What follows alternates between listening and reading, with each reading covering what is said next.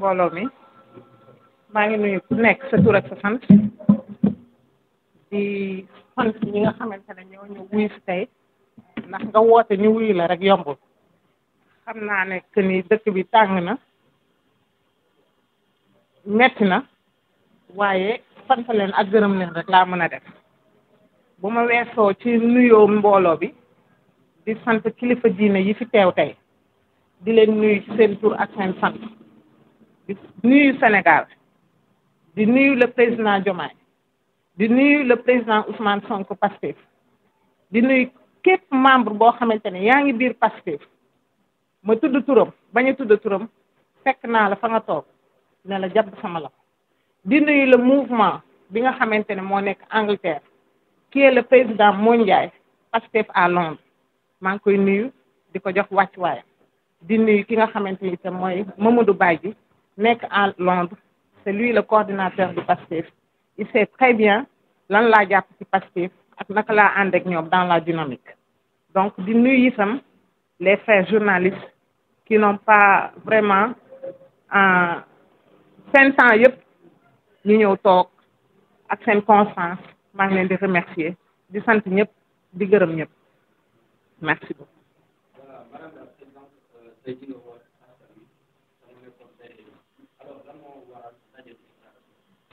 waaw daje bi li ko waral mooy il fallait que je fasse une déclaration bi je suis responsable du parti PDS depuis très longtemps depuis 2012 avant 2012 depuis 2010 que le président Ablaye Wade m'a nommé comme responsable mais depuis lors aussi ma am fu ma féetee rek toog je crois pas à la transhumance ñi fi nekkoon jóge fi woo nañ ma mais mosuma dem président Ousmane Sonko seet naa ko plusieurs fois du benn du ñaar du ñett il m'a reçu plusieurs fois ma am nag ànd ak ñoom dans la dynamique dem jotul woon mais léegi dem dafa jot moo tax ma war a def sama déclaration je ne suis plus membre du PDS je ne suis plus membre parce que nit booy toog nga koy xaarloo da nga koy xaarloo ci loo fa nga jëm même bu fekkente ne que ni yaa ngi koy wax da nga koy wax loo xamante ne lekkati kese naxalu bay naxalu bay donc ki fi nekk muy responsable du parti dinaa ñëw depuis très longtemps il n'a jamais été là des paroles seulement ça suffit man je veux du concret moo tax j'ai décidé de faire le divorce entre le parti démocratique PDS et me rallier sur Pastef qui est le président Ousmane Sonko. Pourquoi cette importante décision? Parce que j'ai travaillé longuement et j'ai pas vu un progrès par rapport si sama mun naa ne particulièrement au Sénégal parce que man je suis constante ici au Sénégal tous les 2 mois je suis là ça fait 30 ans que je vis à Londres et j'ai pas vu un changement que le président Ousmane Sonko du Pastef il m'a reçu plusieurs fois je connais son dynamique et je connais son langage et vraiment je connais aussi sa constance c'est pour cela que je me suis dit que il est temps que je fasse ma déclaration pour lui rejoindre.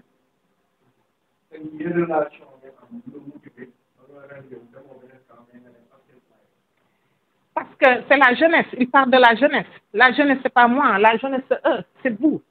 Donc, quand il parle de la jeunesse, c'est la jeunesse qui fait le pays. Donc, si la jeunesse est motivée et ils savent que la jeunesse, c'est eux, donc pourquoi pas? Moi, j'ai toujours eu la dynamique de travailler avec la jeunesse. J'ai fait beaucoup de choses dans le social. Pape, qui est ici à ma gauche, il connaît combien de fois j'ai travaillé avec lui dans le social. Je ne suis pas là pour citer qu'est-ce que j'ai fait et qu'est-ce que j'en ai pas fait. J'ai fait dans le social. Donc, c'est pour cela, dans son projet, dans son plan de travail, écoute, pourquoi pas de ne pas venir, travailler avec lui. Une fois, je me rappelle, il m'a dit, quand est-ce que tu vas venir? Je sais que je suis à la télé, je mens pas. Je sais que tu n'es pas, quand est-ce que tu vas venir? Parce que tu es venu me voir avec ton tenue de l'autre côté. Que je vais venir. Le jour que je vais venir, peut-être vous allez même pas m'appeler. Donc, je crois que c'est le jour J, dans lequel je suis là, pour faire ma déclaration, et je lui tends tous mes bras pour travailler avec lui, parce que je crois à son projet. Le projet...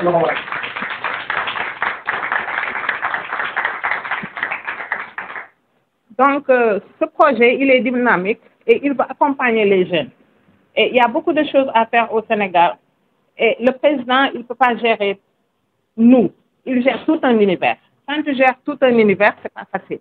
Donc, c'est à nous d'être patients et de collaborer avec lui. Et je sais que le Sénégal sera le Sénégal meilleur.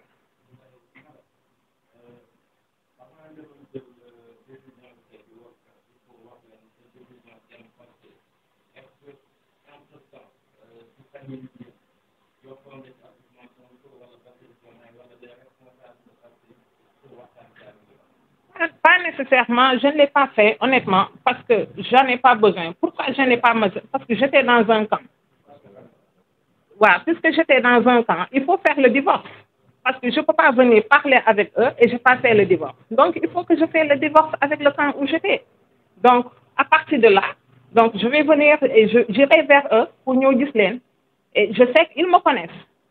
Ils me connaissent et ils savent comment je peux travailler et quelles sont mes compétences.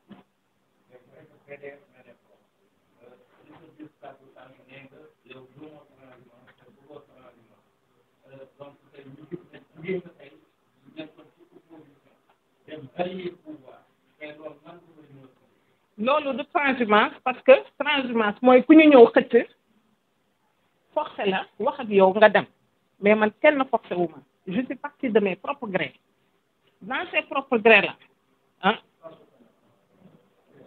pas ces propres grés soo déggee ma ne gëmuma transhumance c'est parce que je sais que ñoom seen plan politique il est dynamique et je sais qu'ils peuvent accompagner la jeunesse sénégalaise. Et le Parti démocratique sénégalais, il n'a pas allé nulle part. Donc, il faut que j'aille quelque part pour accompagner ce que j'ai, c'est-à-dire ma famille qui est là Médina, parce que j'ai des compétences dans lesquelles je peux les accompagner avec. Donc, je sais que j'ai quelque chose dans la main et je peux faire quelque chose avec la Médina.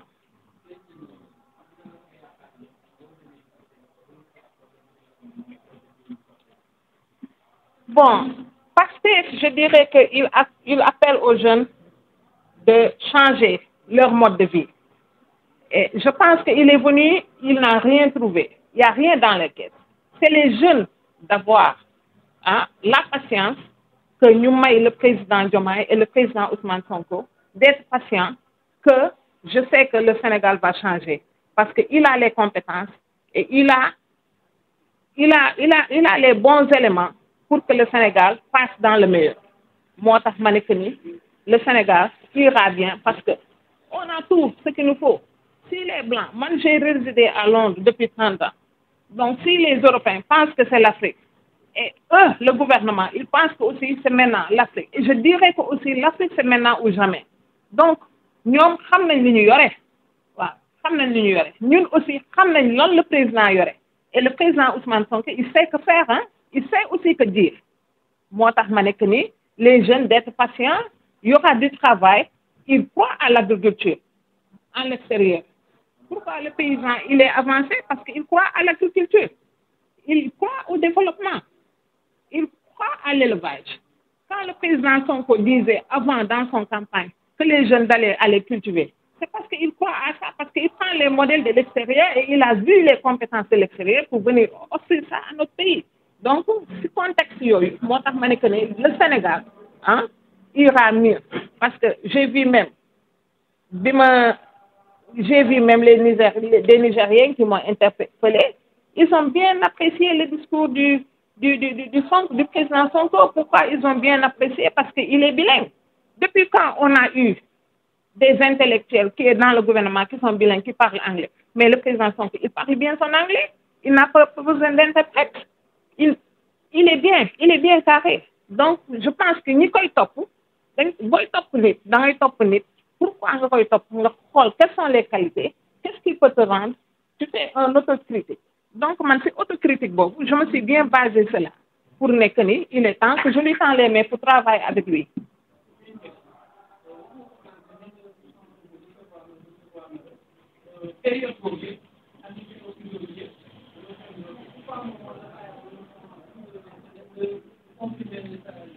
Une bonne question.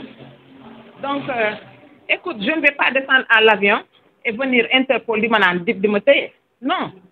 Quand tu fais de la massification, il faut le faire autrement. Le pays était très difficile. Très, très difficile. Donc, puisque je suis basée dans la diaspora, je ne peux pas venir Interpol de me tailler. Tu parles de Sonko. Nous ne le dicter. Comment je peux faire je peux pas faire une déclaration que je vais l'accompagner. C'est pas possible. C'est pas possible. Mais j'ai travaillé dans la douceur, j'ai travaillé dans le silence, j'ai fait beaucoup de massification. Pour moi, lolo moo nekkoon sama compétence.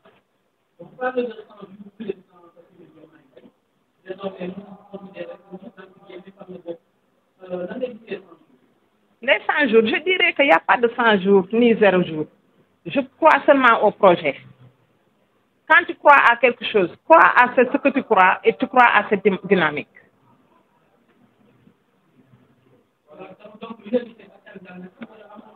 Absolument, parce que moi je ne viens pas pour dire au président Diomaye ou bien au président Sonko, donne-moi. Tu vois, je viens pour travailler, amener la compétence de l'Europe, amener la compétence de l'Angleterre. Qui connaît l'Angleterre connaît que l'Angleterre, c'est un pays très puissant. Il fait partie des pays les plus puissants au monde. Donc, Sonko me connaît, le président, je m'excuse, le président Sonko me connaît, donc je lui tends mes mains. Et puis voilà, et je pense qu'on saura faire quelque chose. À la Médina, peut-être oui, peut-être non.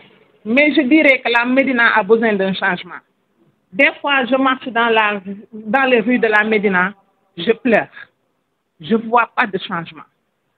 Un jour, je me suis fait arrêter par la police 4e, qui m'a fait faire paver la police. J'ai pavé la police 4e du 0 au fond.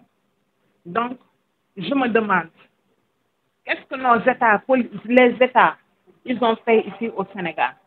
Parce que tu rentrais dans la police, tout était d'élaboré. Donc, Médina a besoin d'une réflexion générale. Il n'y a même pas de passage piéton. C'est compliqué.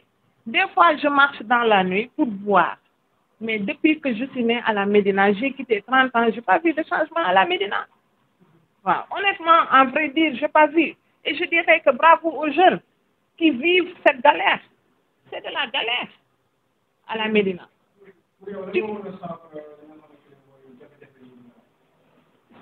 Bon, je dirais que l'État doit faire un étude de projet pour la Médina. Parce que la Médina n'est pas une petite ville. Médina moom moo njëkk juddu donc bu fekkente ne Médina moom moo njëkk juddu état dina ci liggéey dina xam quelles sont les compétences qu'il faut et mettre la personne à la place qu'il faut parce que je sais que le président il va mettre les personnes à la place qu'il faut même bu ngeen xoolee son organigramme il a bien choisi parce que bu fekkente ne que ni moi je suis ton frère tu viens parce que je suis le frère du président et tu me mets là. C'est parce que je suis le frère, mon héritage, ça passe pas. Donc, il faut mettre les gens qu'il faut à la place qu'il faut. Et je pense que si on le fait, la Médina va changer. Et moi, je crois que la Médina va changer parce que j'ai fait des études, j'ai parlé aux enfants, j'ai parlé aux jeunes et je vois que là, il y a beaucoup de jeunesse qui veulent quelque chose, qui ont la tête, ils sont très disciplinés, beaucoup d'études. Parce que des fois, je vois les enfants qui restent toxiques, c'est parce qu'ils l'ont choisi. Non, ils ne l'ont pas choisi parce qu'ils ont une activité personnelle. Il faut occuper les enfants. Il faut voir qu'est-ce qui est derrière et le pourquoi qu'ils le fassent. Donc, à partir de là, tu sauras les encadrer. Et je pense qu'il y aura un changement. Tout va changer. La politique va changer. On ne va pas faire la politique des politiciens. Tout ça, là, c'est fini. Et je pense que dina ànd ak rigueur dina ànd ak discipline dina ànd ak vraiment avec beaucoup de courage ak d'ambition.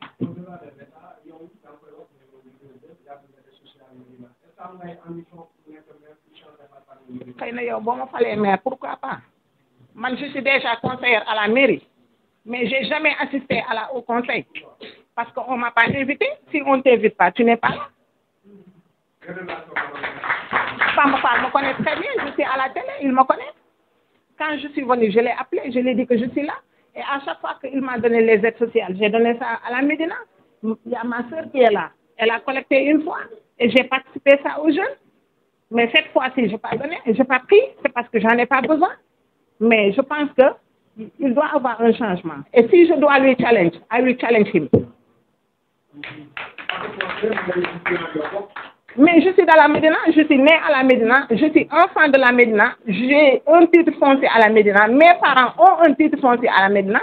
Vous faites qu'un candidat dama war a challenge Bamba. Why not? I'm ready for.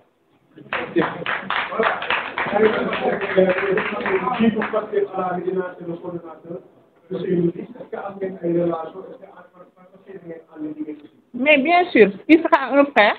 Hein? Peut-être il a des compétences que je ne connais pas. Moi aussi, j'ai des compétences qu'il ne connaît pas. Donc, l'union fait la force. Donc, si on doit passer à la massification et la massification va se faire. L'autre, je dirais, l'autre maire de la Médina sera de Pastef. Et je te le dis. Que ça soit homme ou femme, je ne sais pas. Mais il sera de la Pastef.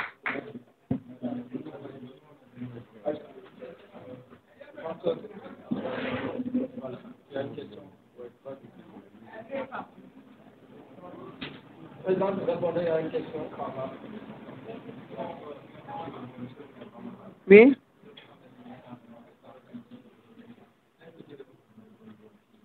Mais c'est une question facile pour moi. Mais Bamba, pourquoi pas? Le président Macky Sall. Donc moi, j'étais membre. Mais bien sûr, j'étais membre. J'ai toujours voté en Angleterre. À Londres, j'ai toujours voté. Et pour me faire voter pour que je sois conseillère, j'étais obligée de venir faire un voyage pour m'inscrire ici à la Médina pour que je sois un votant de la Médina, pour que je sois conseillère. Si je n'avais pas mes compétences, tu penses que mon Médina m'a parlé? Non. Parce que je ne suis pas du PS. Il savait que vraiment, il savait très bien que je suis du PDS. Donc, vous n'avez pas donc, li ma yor nag du ma jël di ko saxe man askan bi moo ma gënal parce que c'est la jeunesse de demain. Voilà, merci beaucoup, Madame la Présidente. Vous avez été vraiment pertinente par rapport à la réponse des questions. Nous vous en remercions et nous remercions aussi l'assistante qui est là. Et mon frère, confrère, merci beaucoup d'avoir en tout cas animé très bien cette conférence de presse. On se donne rendez-vous prochainement, Inch'Allah.